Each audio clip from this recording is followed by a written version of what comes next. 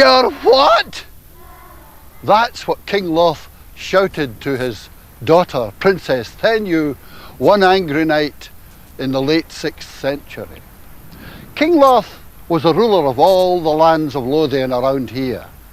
And as you'll have guessed, he just could not believe his ears when his daughter, Princess Thenyu, had said to him, "I'm pregnant." Was he surprised? Now, the king couldn't have guessed it, the princess couldn't have guessed it, and indeed her mystery lover couldn't have guessed it. But when those two young people had engaged in the age-old pastime of procreation, they had begun not just the making of a child, but, and here's the surprise, the making of a city. Here's what happened. The king was in a right tantrum, and he said to some of his heavy boys, "Take that bitch to the top of yon cliff and chip her over." And they did.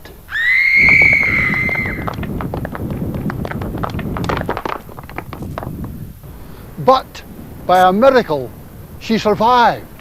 And then he told his heavy boys to send her off on a voyage. So they brought her down here to the shore, tied her in a coracle, that's a little round boat, and then floated her off over the dark waters of the Firth of Forth to be washed up on the other side, away over yonder.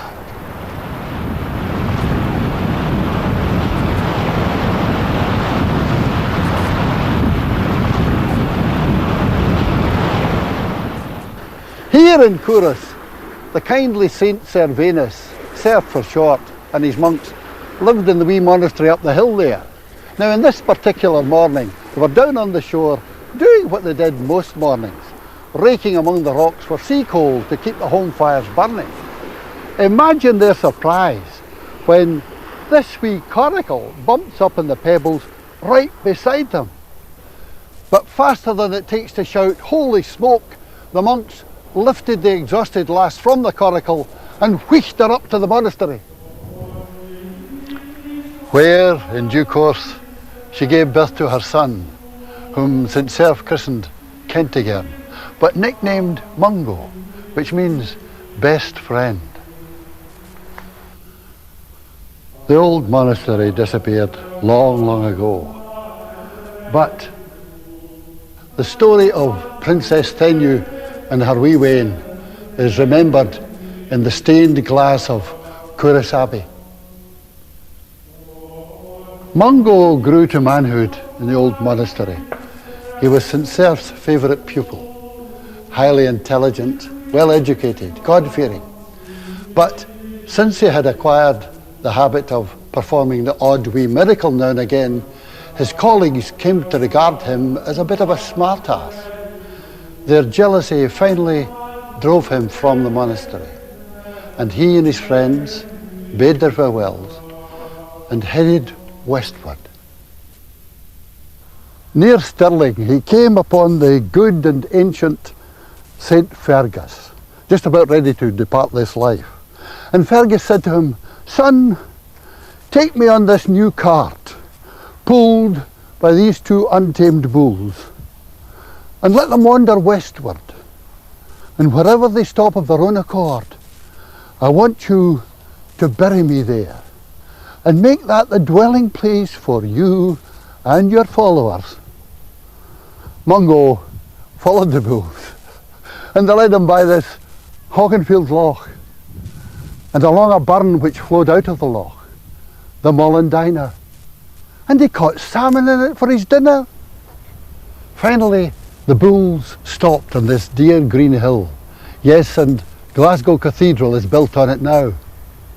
And the Mollendiner sparkled at its foot.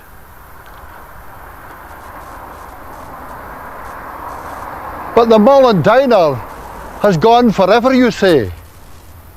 Surprise, surprise, it hasn't, you know. Behold, Black Hill's #1 tourist attraction.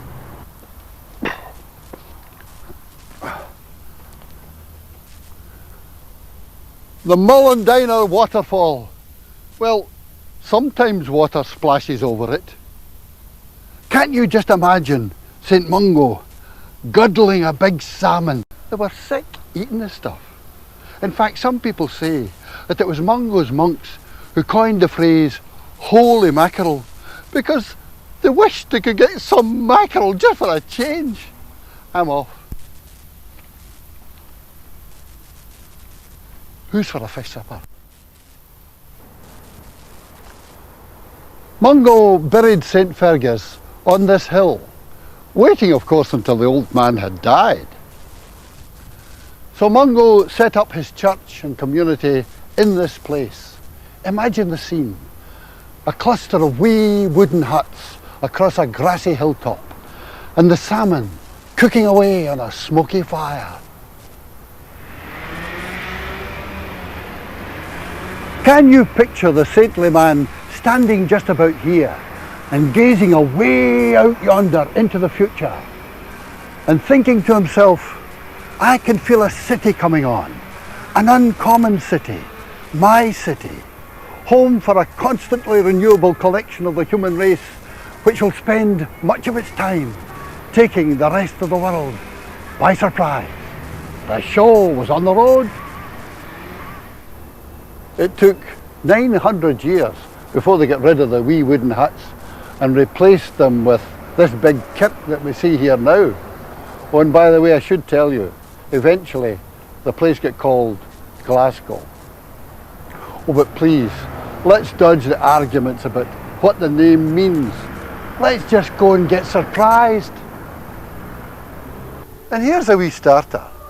Where else would you find a great cathedral like Glasgow Cathedral and a great infirmary like the Royal Infirmary breathing down each other's necks?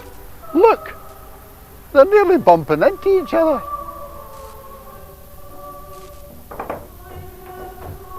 And there's a clash of interests.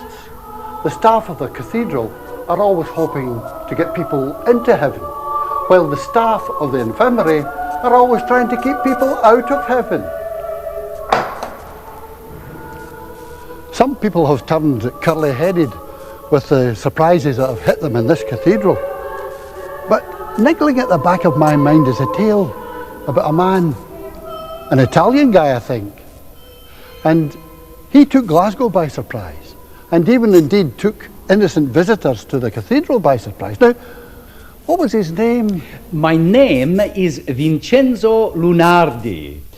Oh, I well remember my visit to Glasgow in November 1785.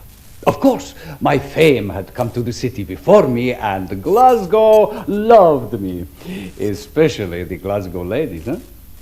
You have not heard of me? How preposterous! Vincenzo Lunardi lifted the dreams of the people of Europe sky high as I floated away above them in my hydrogen balloon. But some folk thought I was an angelic messenger from heaven, and when I landed, they dropped on their knees and made the most outrageous confessions to me. I was the darling of my time. Ladies had their hats made in the shape of my balloon. They called them, of course, Lunardis. I flew my balloon from Glasgow Green to Selkirk in 2 hours. Huh? Try doing that in your Alfa Romeo on Fair Saturday. As you would say, no chance. No chance. Well, the cynics, of course, say that it is the preachers in places of worship who produce the gas. But I took my gas to this Glasgow Cathedral. Fear not, it was inside my balloon at the time. And would you believe, for a few days before my flight, they let me float my balloon in the cathedral choir. There, my great balloon gently swayed under the rafters, with throngs of Glasgow people fighting each other to get in to see this modern marvel, even although I was charging them $1 each to enter. Imagine how thrilled I was when one young lady cried to me, "Take me to the stars!" But I was rather put out later to discover she had not meant floating skywards with me, but was asking me to take her to some hostelry down High Street called Stars. My friend, arrivederci. I must fly. Well, you heard what the man said. Cricky Jenkins, his balloon has floated back in again.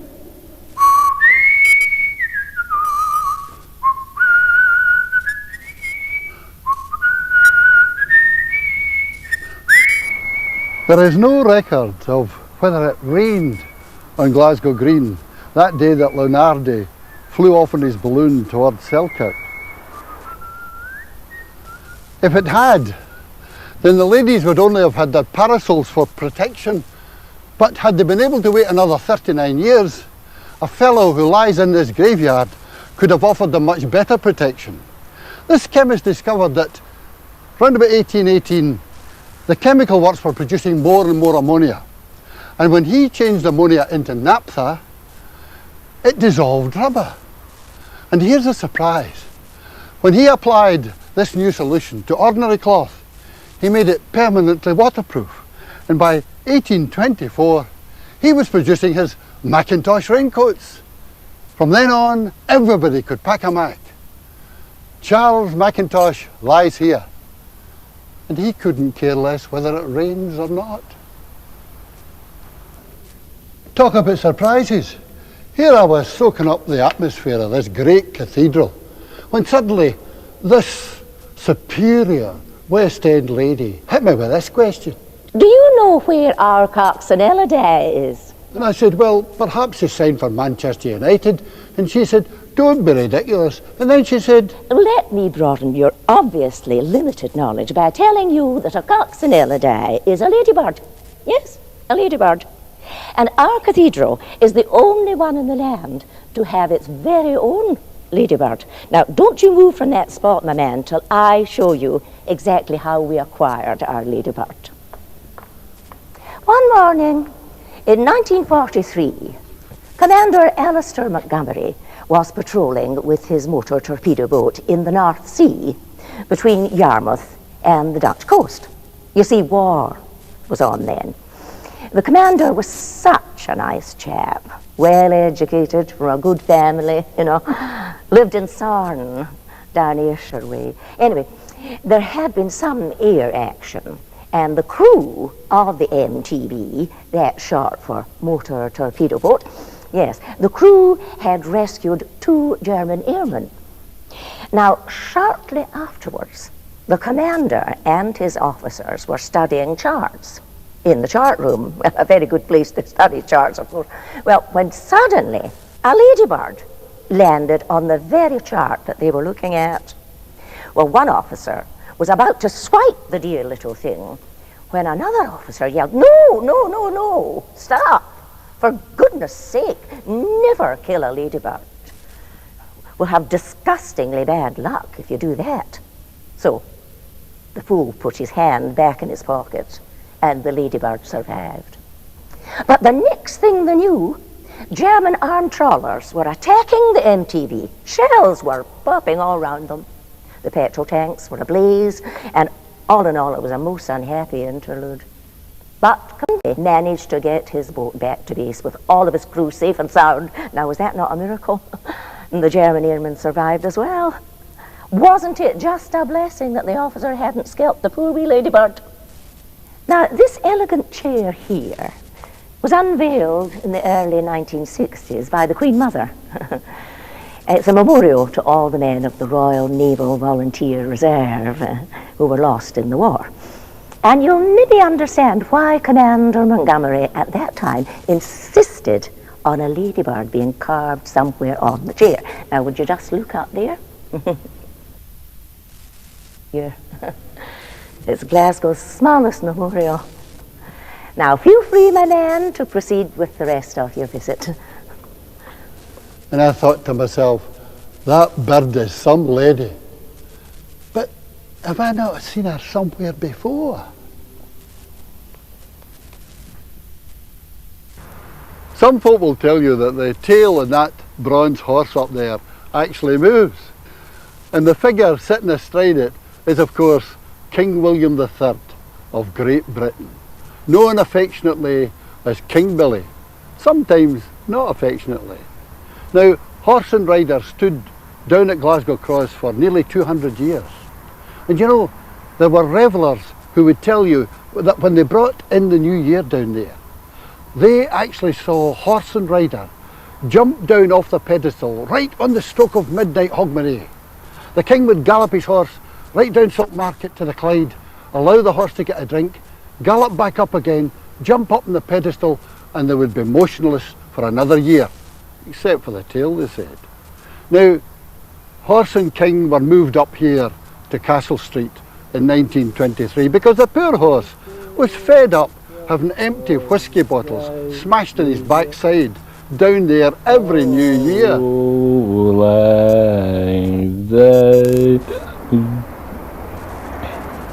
Who now among casual passers-by would guess that on this quite unremarkable corner of George Street and Montrose Street, a king got the surprise of his life?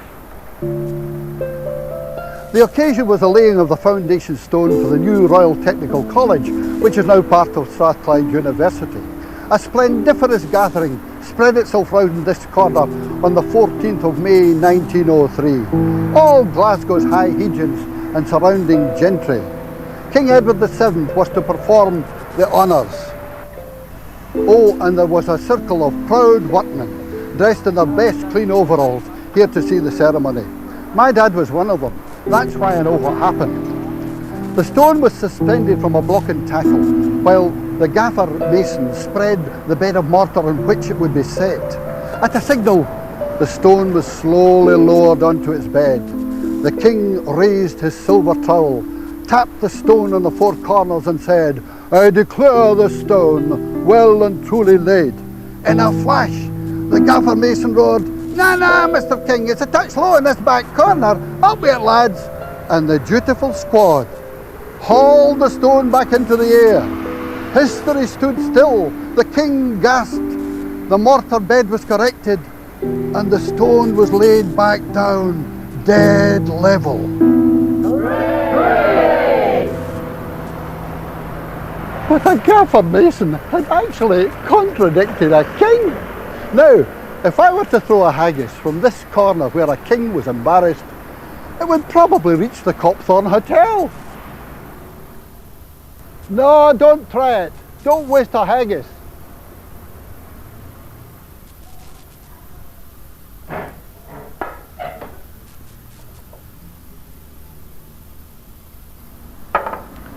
This Copthorne Hotel began life as the North British Railway Hotel. Would you believe that a quotation from the Bible, spoken in one of the rooms of this great hostelry, changed the course of history? In January 1941, when Britain's fortunes in the Second World War were at a low ebb, 3 men and their personal staff met for dinner in room 21. They were Winston Churchill, Tom Johnston, who was then Secretary of State for Scotland, and Harry Hopkins, the United States envoy. Hopkins had been sent over especially by President Roosevelt to check the atmosphere in Britain. Was a mood of defeatism going to crush this country? In such a situation, could the United States risk putting their full weight behind the British war effort?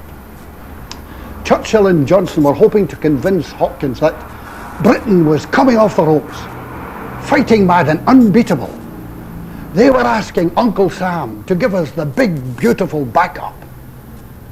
Conversation over dinner in room 21 was friendly and funny. All 3 statesmen were good at it. As dinner ended, Harry Hopkins announced that he wanted to get up and make a little speech. A round of applause egged him on to do just that. As the American rose to his feet, Churchill and Johnson wondered if they would hear if America were going to tiptoe away and leave us, or if Uncle Sam would shout, "Hi, buddies, we're with you all the way." Their breath was as bated as it could be. Harry began in quiet tone, slowly building up, and then with a little tremor in his voice, giving just a hint of sincere passion, he quoted Ruth, speaking to her mother-in-law, Naomi. Ruth, chapter 1, verse 16. For whither thou goest, I will go. Where thou lodgest, I will lodge. For thy people are my people, and thy God, my God.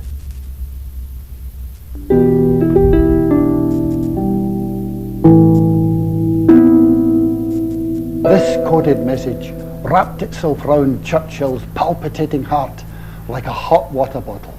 He knew then that the United States was coming alongside Britain, and from then on, the war would be a whole new ball game. Aha, out yonder, there's a statue of William Ewart Gladstone. I do believe he would be cocking an ear over here on that historic evening, wondering what was going on. As a young fellow in a shooting party one time, a gun exploded and blew off the index finger of his left hand. Now when Hamo Thornycroft, the sculptor, came to produce this statue, he felt he couldn't show the great man without a finger. And so he arranged for him to be holding a book. And the missing finger is actually keeping his place in the book.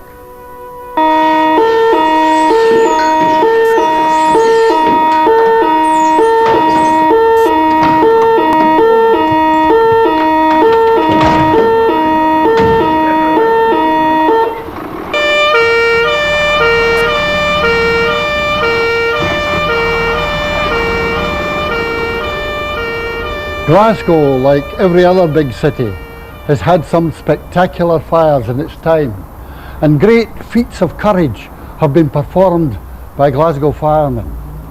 And while we boys nowadays may want to be brain surgeons or airline pilots, years ago lots of laddies wanted to be firemen. But in 1894, a Glasgow dog sprang a surprise by demanding to be a fireman. Wallace, that was his name, ran away from home, rushed into the College Street fire station and refused to leave. And here is Wallace. And no inducement would encourage that dog to go back home again. The owner finally gave up and left in tears. And so Wallace became a permanent member of the fire brigade. And he used to run out ahead of the leading appliance when the brigade were going to a fire. But the uncanny thing about Wallace was that out there in front, he seemed to know where the fire was and led the brigade right to the blaze. How did the dog know? That's been a burning question ever since. Now, running on the Glasgow cobbles made his paws pretty sore, so an admirer had some leather boots made for him. But Wallace prepared naked paws. He kicked them off. He died in 1902 and was stuffed and put in this case. And now Wallace still inspires the Glasgow firemen. And they do say that when the bell rings, his nose still twitches.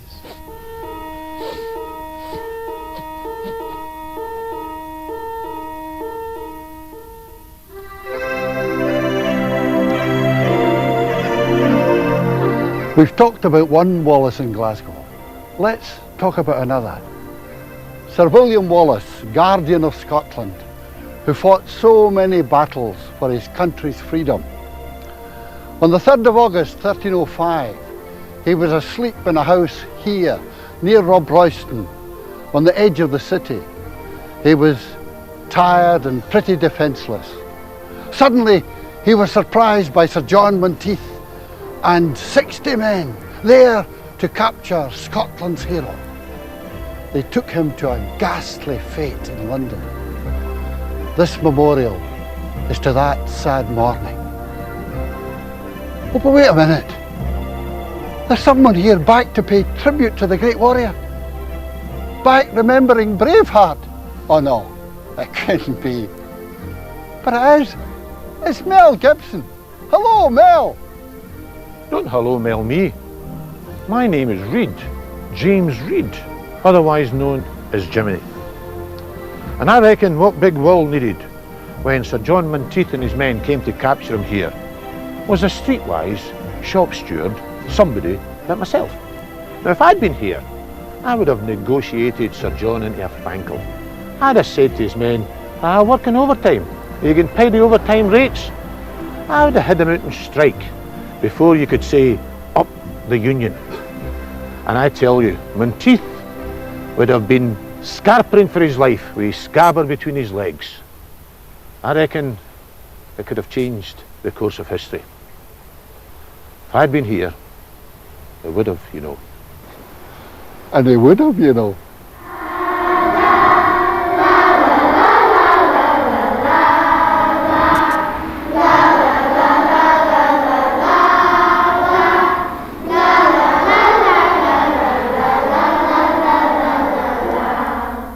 For in the world come the great hordes of strangers. Through deserts and jungles they'd face ony dangers.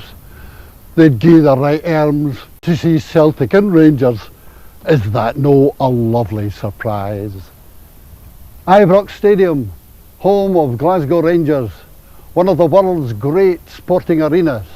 And apart from football, other top sports have been on show here. I saw Jim Watt defending his world boxing title here. And back in the glorious days of the Rangers sports, I saw the great Dutch women's sprinter, Olympic champion Fanny Blankers-Koen, slashing up this track here. And Sydney Wooderson, world mile record holder. And I saw Alan Patterson, the Scottish high jumper, jumping a new British all-comers record of 6 feet 7.5 inches over in that corner back in August 1946. But picture the football greats who have come onto this historic rectangle of grass, having crossed this track and out of that tunnel. Jimmy McGrory, George Young, Charlie Tully, John Gregg, Paul McStay, Alan McCoist and Gaza. But hold on.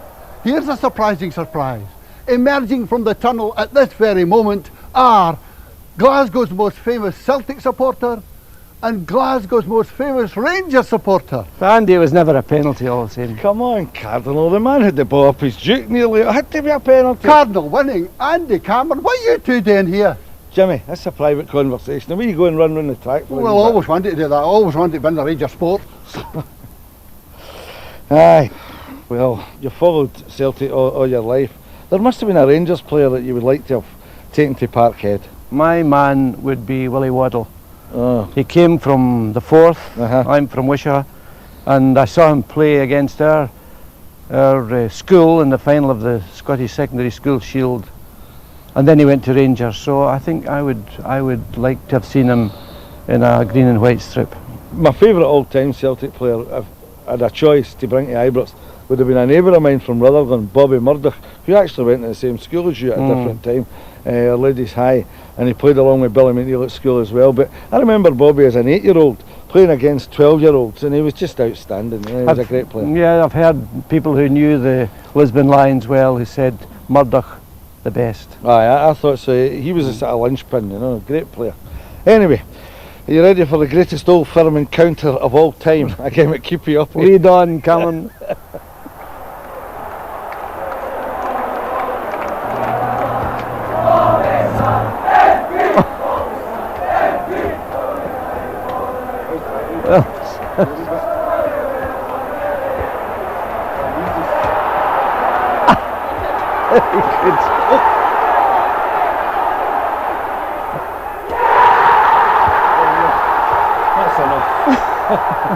We'll call it a draw, nothing each.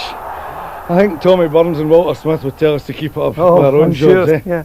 Anyway, it's been a pleasure playing with you. So much so, I'm going to give you the esteemed honour of my Rangers scarf on your neck. Yeah. Thank you very much, Andy, and I think I would like to offer you. You're need to tell me about this, but don't pull it too tight now. Here, we're giving Biggie to a bad name. We are indeed, Andy, and that's what it deserves. You're right.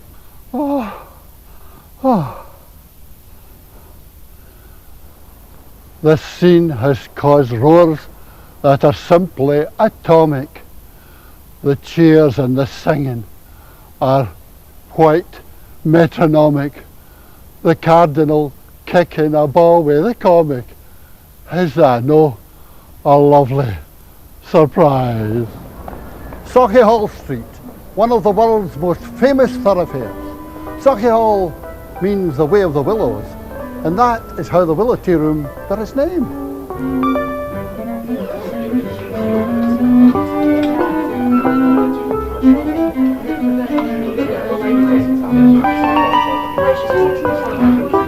Isn't this the very essence of Glasgow gentility? It really is an oasis of stylish living, away from the rough and readiness of the big city. Right, are you going to order before the milk turns sour? Oh yes, waiters, a pot of tea, please. Right, you want a fairy cake? Oh, aye. I will last name. I'll give you a name, Fire Biscuit. They say that there are no tea rooms anywhere else in the world like the Glasgow tea rooms. Even the tea has its own special flavour. They say it's the water that does it. Oh, here she's back again. That was quick. What service? Didn't keep you waiting there, Oh, did I? no. Oh. Right, there's your Fire Biscuit. And would you want your tea poured? Oh, yes, please. Thank you. Wonderful service. Oh, it's always very good service here at the Willow Tea Rooms. I'll just I'll just a wee cup myself. Nobody's looking. Well, I'm stunning anyway, you know. You know, it was Glasgow that invented the first tea room. Really? Oh, yes. Way back at the turn of the century. Well, you see, there were places that families could go into at a time when Glasgow was hardly ever sober.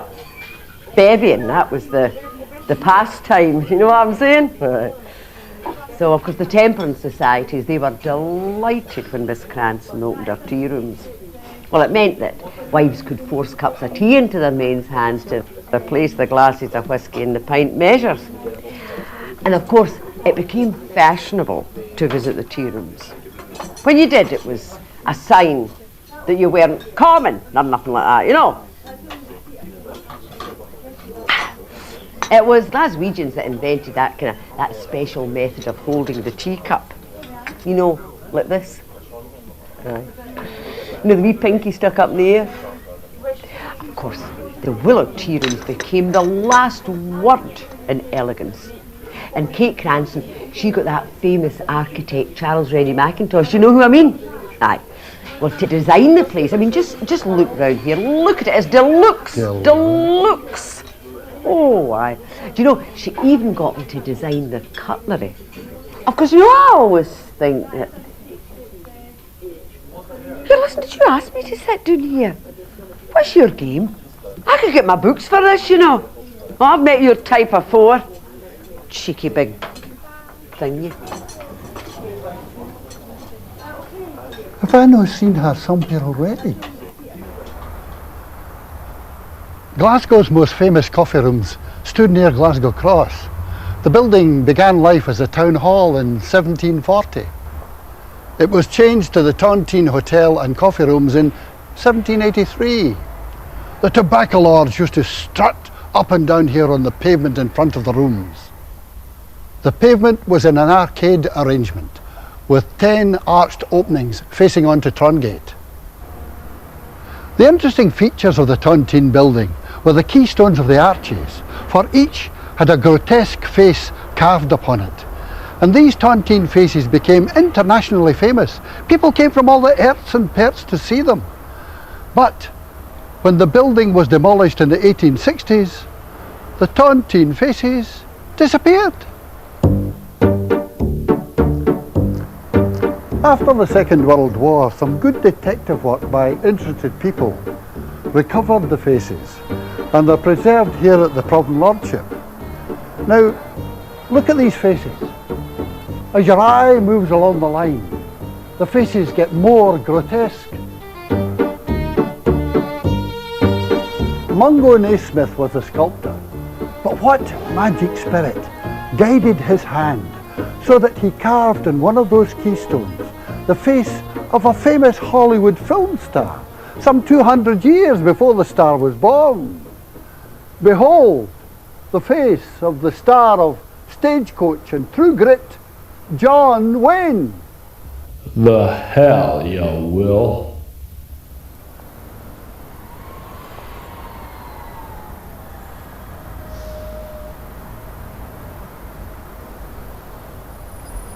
And here's another wee surprise. In 1894, the architects Forrest Salmon were asked to design and build new headquarters for the Scottish Temperance League, and they did. Here it is, the tall, narrow sandstone building in Hope Street, just about facing Bothwell Street. Now, they were also asked to put on it some uplifting type statues, and they did.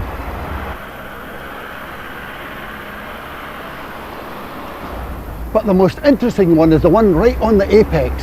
That's a replica of Michelangelo's David, which enhances the city of Florence in Italy. But David in Florence, he's standing there bare scuddy. Now, I'm not going to say one way or the other whether the architects, for reasons of modesty or the Scottish climate, did or did not decide to dress this replica in something like boxer shorts. You'll just have to stand here with your binoculars, but do try and avoid tripping over the curb.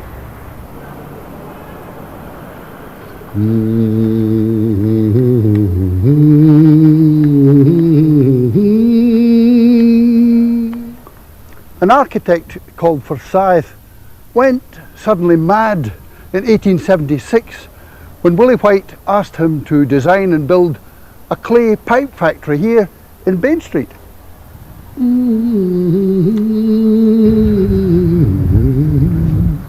Most of Glasgow was built in honey-coloured sandstone, but Forsyth chose red and white bricks here in a sort of daft French Renaissance design. Willie White loved it. Of course, the Whites had been making clay pipes for years and years up in the Dove Hill off the Gallagate and exporting them all over the world.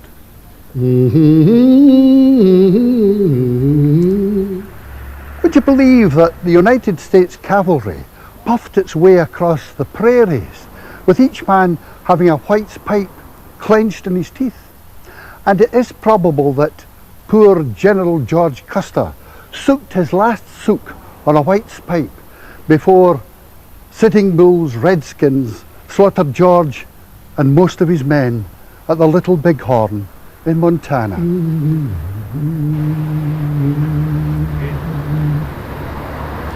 And that was at the very time when this factory was being built. There's irony for you.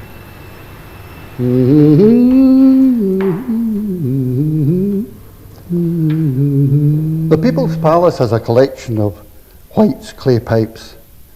And you know, the men and women of yesteryear, they used to make what they called jaw warmers. And they snapped the stem off just about there. And then, of course, the bow sat snugly against the jaw. It was great on a frosty morning. And of course, Popeye agrees. While we're in the People's Palace, we can glimpse at something which high society in Glasgow in the 18th century just didn't talk about.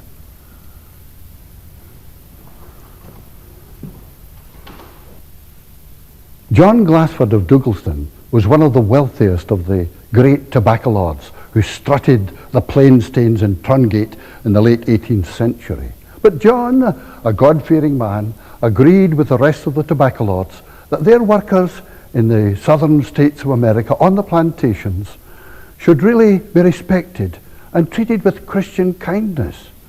But look what we find in John's family portrait.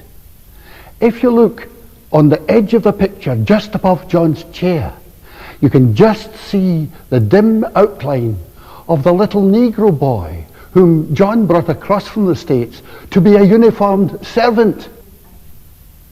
But by this time the anti-slavery lobby was building up, and this portrait became quite an embarrassment to John. So he had the little Negro boy painted out, but he wasn't very successful, was he? We can still see the little fellow. I hope you'll be suitably surprised to learn that the great industrial revolution which swept through Britain in the late 18th and early 19th century started right here on Glasgow Green on a fine Sunday afternoon in 1765. James Watt, a man of many talents, had been messing about with steam engines for quite a long while, and other people were messing about with them too, but they were quite impractical. The water that was made from the condensing steam drowned the engines, and they were as useful as a chocolate teapot. That condensing steam had to be got rid of. I had gone to take a walk on a fine Sabbath afternoon early in 1765. I had entered the green by the gate at the foot of Charlotte Street and had passed the old washing house. I was thinking upon the engine at the time and had passed the Herd's house when the thought came into my head that as steam was an elastic body, it would rush into a vacuum, and if a communication could be made between the cylinder and an exhausted vessel, it would rush into it. The steam would condense without cooling the cylinder. I hadn't walked further than the golf house when the whole thing was arranged in my mind. Bingo! The answer was the separate condenser. In a moment, dream became reality, and the Industrial Revolution was on its way, and it happened right here.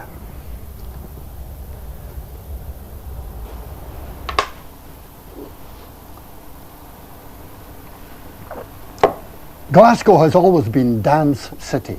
There have always been more places for jigging in Glasgow than anywhere else in the whole of Britain. And in the 30s and 40s, it had its own exclusive dance phenomenon. Danced nowhere else in the world, and only for the experts. It was called the Burler Zone. And then came the Big Apple, and jitterbugging, and jiving, and the twist, and disco dancing, and line dancing. But I'll tell you what, let's rerun some of those years. Okay, clear the floor. Gentlemen, take your partners for the Burler Zone.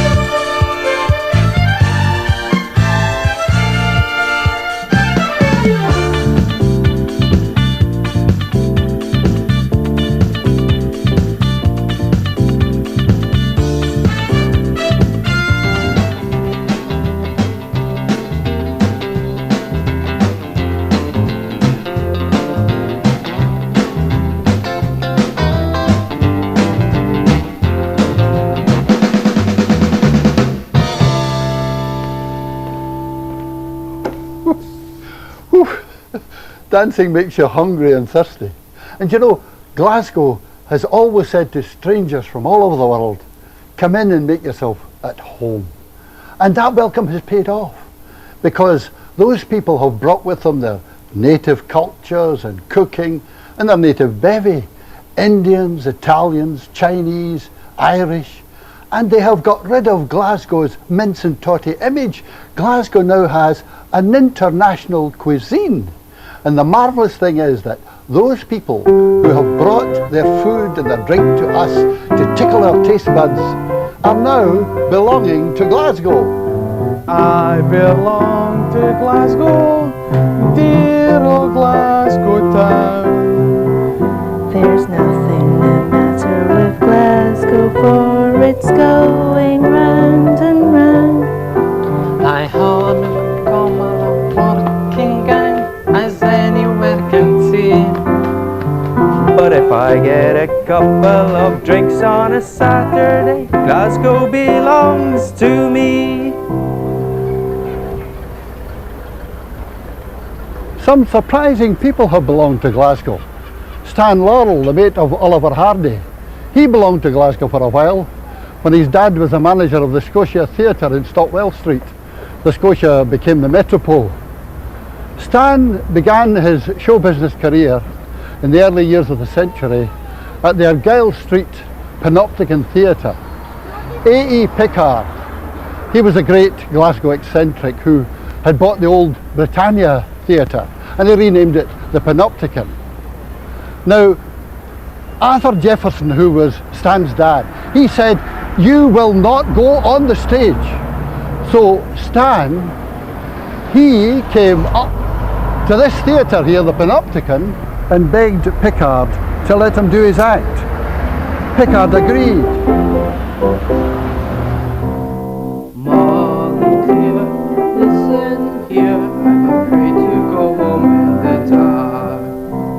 Every day the papers say there's a robber right in the park. I sit all alone in the YMCA, singing just like a lark. Oh, there's no place like home, but I'm afraid to go home in the dark. Yes, there's no place like home, but I'm afraid to go home and afraid to go home and afraid to go home in the dark. And the rest, as they say, is history.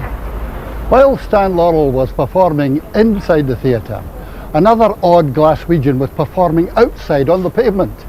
He was Alexander Wiley Petrie, the loudmouthed critic of the Glasgow councillors and the Glasgow police. And he published all his complaints in his own newspaper, The Clincher. And he eventually became known as The Clincher. Do you know, at one time he was taken into an asylum, but they released him after a while and gave him a certificate proving his sanity. Indeed, he claimed to be the only man in Glasgow who had been certified sane. He sold these newspapers along here. Holy jinx, the Clincher's back. Read all about it.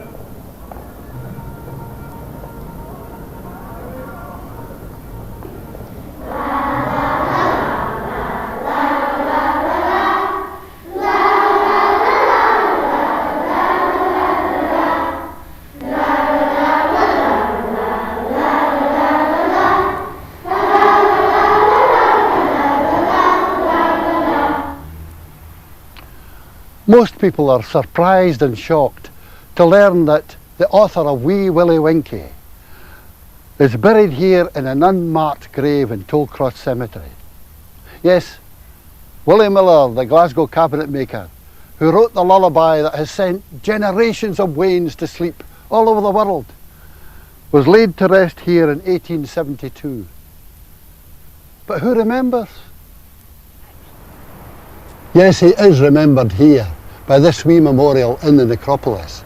And it's ironic to think that the vandals who have since bashed it about a bit were once Waynes who maybe went to sleep with their mums singing Wee Willie Winkie.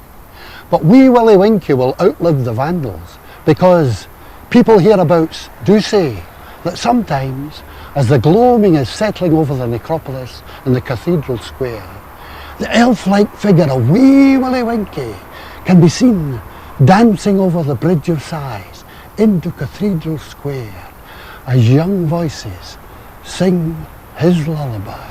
Wee Willie Winkie runs through the town, upstairs and downstairs in his nightgown, twirling at the windy, crying through the lock, are all the bairnies in their bed, it's past 8 o'clock. Good night, Glasgow. Please, no more surprises. At least, not until tomorrow. Good night.